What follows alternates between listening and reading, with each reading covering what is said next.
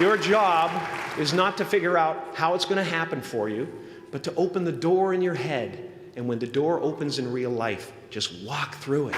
And don't worry if you miss your cue, because there's always doors opening. They keep opening. And when I say life doesn't happen to you, it happens for you, I really don't know if that's true.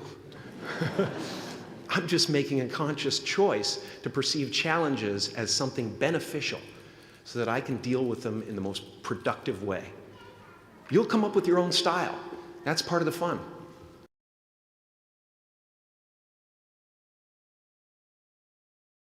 Thank you.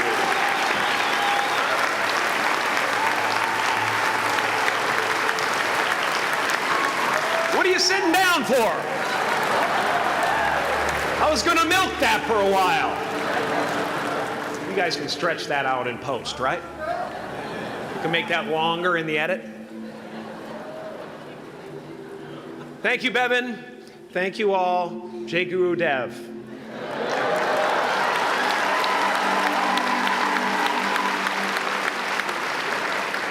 I brought one of my paintings to show you today. I hope you guys are going to be able to see it okay. It's not one of my bigger pieces, so you might want to move down front. Get a good look at it. Faculty, parents, friends, dignified guests, graduating class of 2014, and all the dead baseball players coming out of the corn to be with us today. After the harvest, there's no place for them to hide. Fields are empty. There's no cover there. I'm here to plant a seed today, a seed that will inspire you to move forward in life with enthusiastic hearts and a clear sense of wholeness. The question is, will that seed have a chance to take root, or will I be sued by Monsanto and forced to use their seed?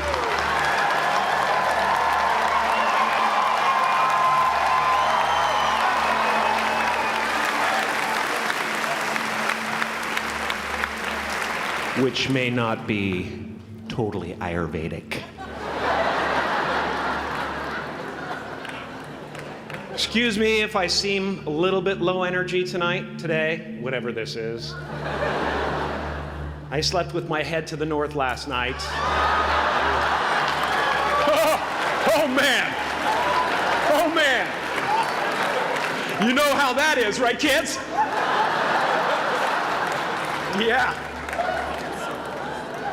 Woke up right in the middle of Pitta, couldn't get back to sleep till Vata rolled around. Crazy.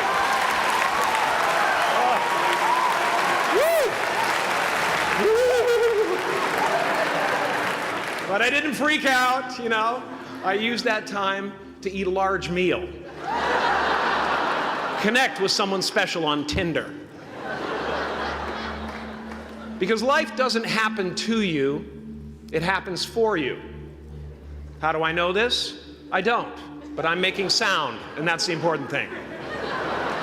That's what I'm here to do. Sometimes I think that's the only thing that's important, really, you know? It's just letting each other know we're here. Reminding each other that we're part of a larger self. I used to think Jim Carrey is all that I was. Just a flickering light, a dancing shadow.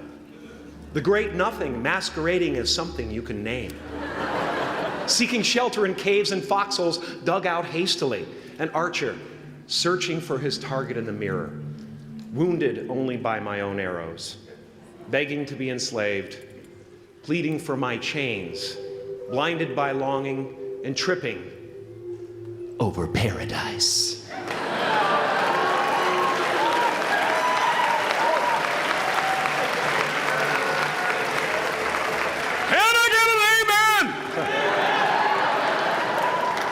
You didn't think I could be serious, did you? I don't think you understand who you're dealing with. I have no limits.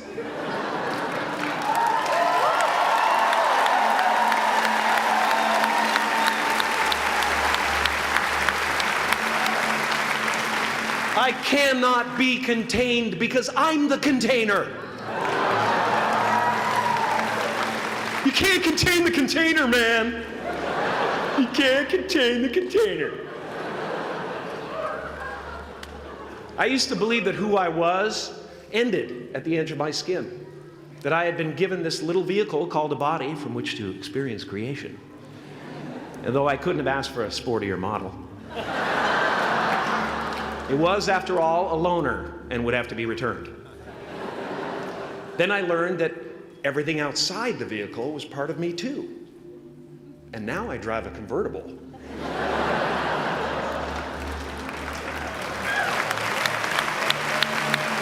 Yeah, man. Top down, wind of my hair. Woo! I am elated and truly excited to be present and fully connected to you at this important moment in your journey. I hope you're ready to open the roof and take it all in. Okay, 4 more years then. They're obviously not ready. Just need some more cooking. Now, I want to thank the trustees, the administrators, the faculty of MUM for creating an institution worthy of Maharishi's ideals of education, a place that teaches knowledge and experience, the knowledge and experience necessary to be productive in life, as well as enabling the students through transcendental meditation and ancient Vedic knowledge to slack off twice a day for an hour and a half.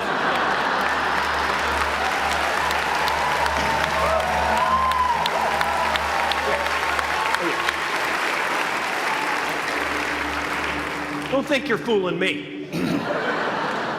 But I guess it has some benefits. It does allow you to separate who you truly are and what's real from the stories that run through your head. You have given them the ability to walk behind the mind's elaborate set decoration and to see that there's a huge difference between a dog that is going to eat you in your mind and an actual dog that is going to eat you.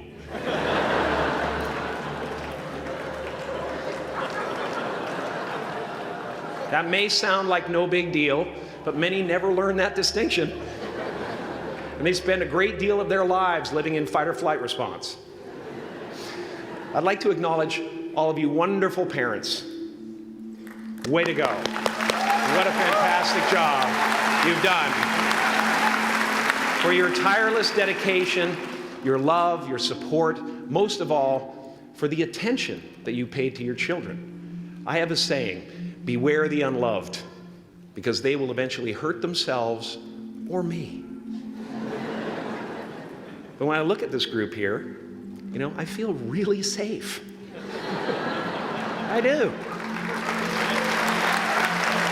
I'm just going to say it. My room is not locked. My room is not locked. No doubt some of you will turn out to be crooks.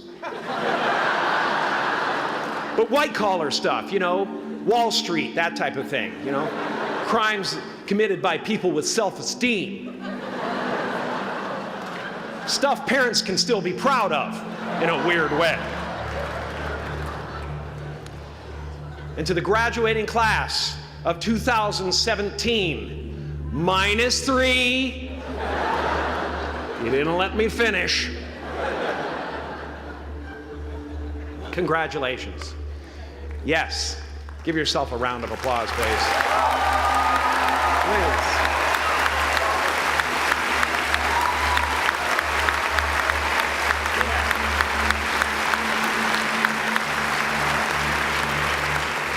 You are the vanguard of knowledge and consciousness, a new wave in a vast ocean of possibilities.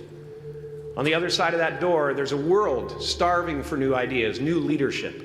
I've been out there for 30 years. She's a wildcat. Oh, she'll rub up against your leg and purr until you pick her up and start petting her, and then out of nowhere, she'll swat you in the face.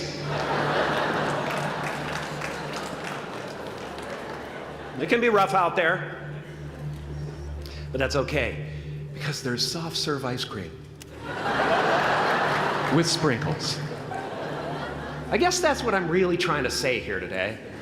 Sometimes it's okay to eat your feelings. Now, fear is going to be a player in your life, but you get to decide how much. You can spend your whole life imagining ghosts, worrying about the pathway to the future, but all there will ever be is what's happening here, and the decisions we make in this moment, which are based in either love or fear. So many of us choose our path out of fear disguised as practicality. What we really want seems impossibly out of reach and ridiculous to expect, so we never dare to ask the universe for it. I'm saying I'm the proof that you can ask the universe for it. Please.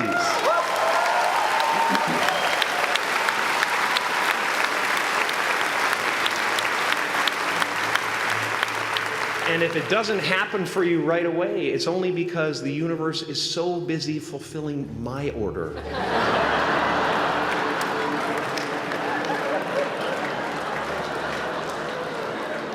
Party size! My father could have been a great comedian, but he didn't believe that that was possible for him. And so he made a conservative choice. Instead, he got a safe job as an accountant. And when I was 12 years old, he was let go from that safe job. And our family had to do whatever we could to survive. I learned many great lessons from my father, not the least of which was that you can fail at what you don't want. So you might as well take a chance on doing what you love.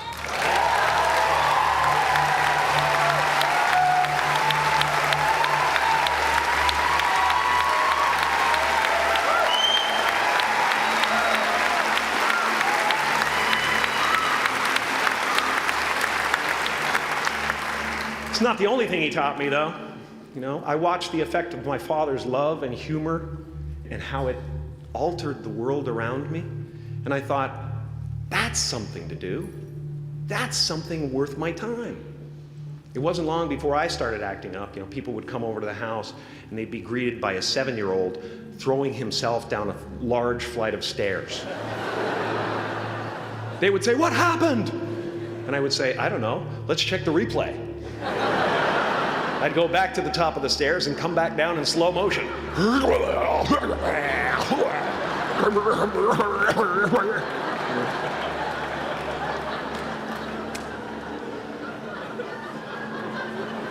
It was a very strange household. My father used to brag that I wasn't a ham, I was the whole pig. And he treated my talent as if it was his second chance. When I was about 28, after a decade as a professional comedian, I realized one night in LA that the purpose of my life had always been to free people from concern, just like my dad. And when I realized this, I dubbed my new devotion the Church of Freedom from Concern. The Church of FFC.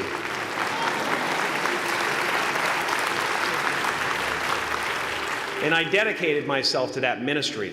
What's yours? How will you serve the world? What do they need that your talent can provide? That's all you have to figure out.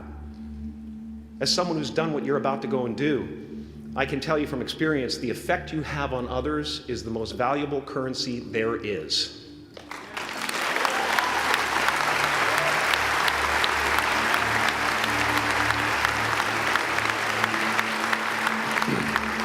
Because everything you gain in life will rot and fall apart, and all that will be left of you is what was in your heart. My choosing to free people from concern got me to the top of a mountain. Look where I am. Look what I get to do. Everywhere I go. I'm going to get emotional because when I tap into this, it really is extraordinary to me. I did something that made people present their best selves to me wherever I go.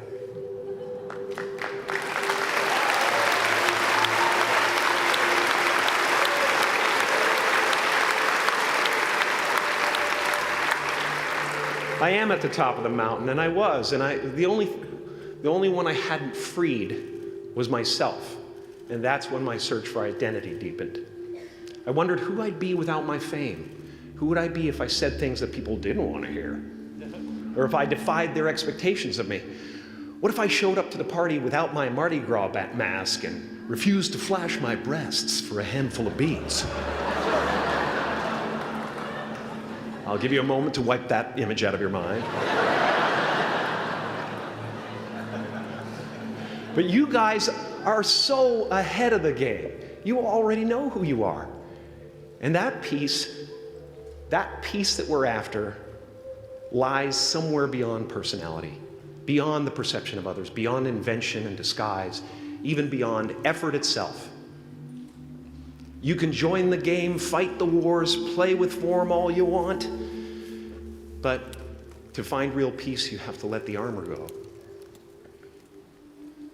Your need for acceptance can make you invisible in this world. Don't let anything stand in the way of the light that shines through this form. Risk being seen in all of your glory.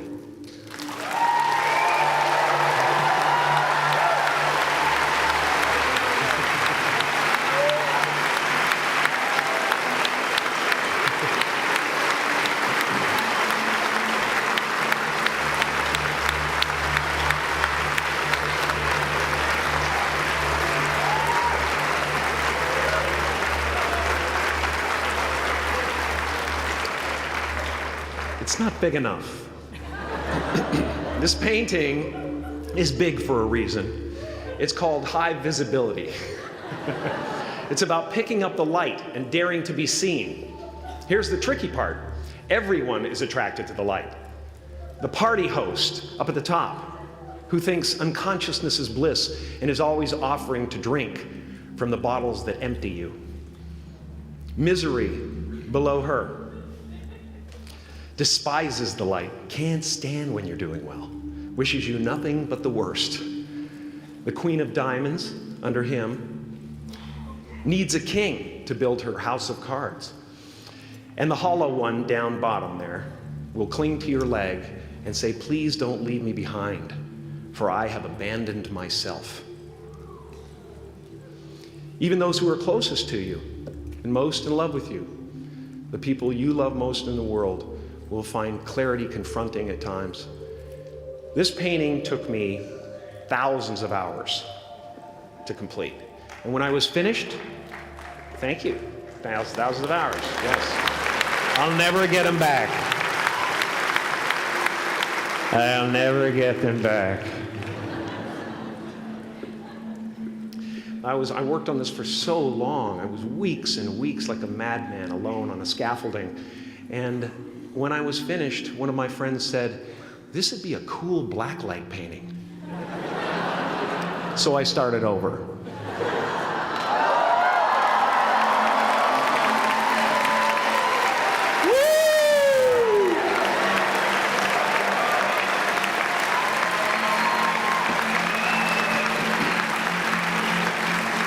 Welcome to Burning Man.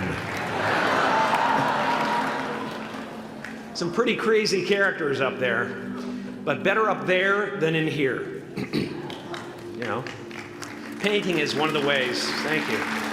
Painting is one of the ways I free myself from concern, a way to stop the world through total mental, spiritual, and physical involvement. But even with that comes a feeling of divine dissatisfaction, because ultimately, we're not the avatars we create. We're not the pictures on the film stock. We are the light that shines through. All else is just smoke and mirrors, distracting, but not truly compelling. I've often said that I wished people could realize all their dreams and wealth and fame, and so that they could see that it's not where you're going to find your sense of completion. Like many of you, I was concerned about going out into the world and doing something bigger than myself, until someone smarter than myself made me realize that there is nothing bigger than myself.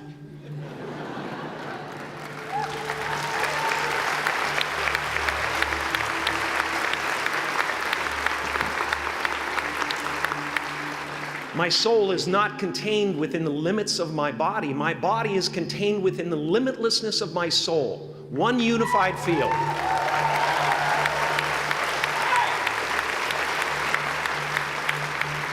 One unified field of nothing, dancing for no particular reason, except maybe to comfort and entertain itself.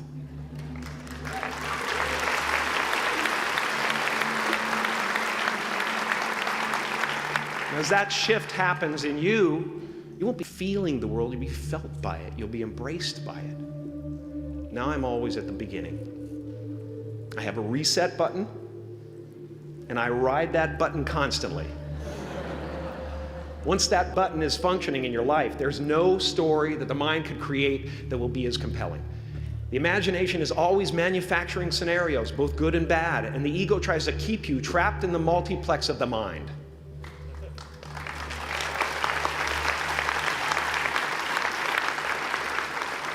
Our eyes are not viewers, they are also projectors that are running a second story over the picture that we see in front of us all the time. Fear is writing that script, and the working title is, I'll Never Be Enough.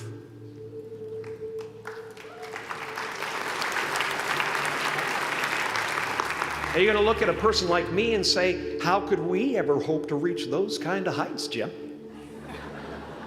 How can we make a painting that's too big for our home?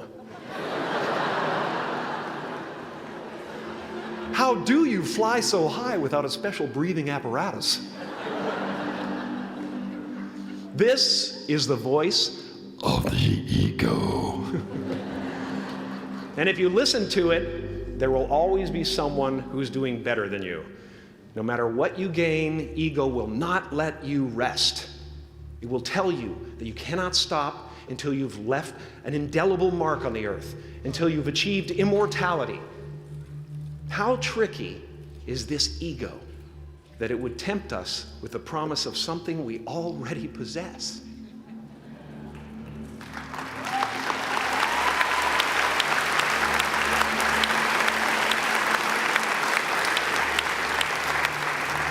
So, I just want you to relax. You know, that's my job. Relax and dream up a good life. I had a substitute teacher from Ireland in the 2nd grade that told my class during morning prayer that when she wants something, anything at all, she prays for it and promises something in return, and she always gets what she wants. Well, I'm sitting at the back of the classroom, you know, thinking, wow, my family can't afford a bike, you know. So I went home and I prayed for one. And I promised I would recite the rosary every night in exchange. Broke that promise. But 2 weeks later, I got home from school to find a brand new Mustang bike with a banana seat and Easy Rider handlebars. Yeah. From fool to cool. My family informed me that I had won the bike in a raffle that a friend of mine had entered my name in without my knowledge whatsoever. So that type of thing has been happening to me ever since. As far as I can tell, it's just about letting the universe know what you want and working toward it while letting go of how it comes to pass.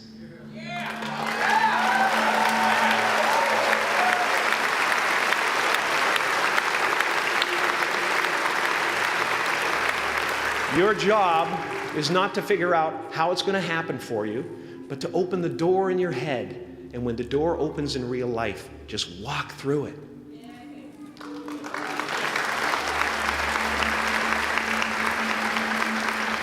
And don't worry if you miss your cue, because there's always doors opening. They keep opening. And when I say life doesn't happen to you, it happens for you, I really don't know if that's true. I'm just making a conscious choice to perceive challenges as something beneficial so that I can deal with them in the most productive way. You'll come up with your own style. That's part of the fun. Oh, and why not take a chance on faith as well?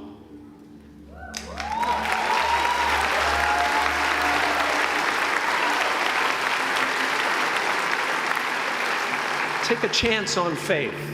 Not religion, but faith. Not hope, but faith. I don't believe in hope. Hope is a beggar. Hope walks through the fire, and faith leaps over it.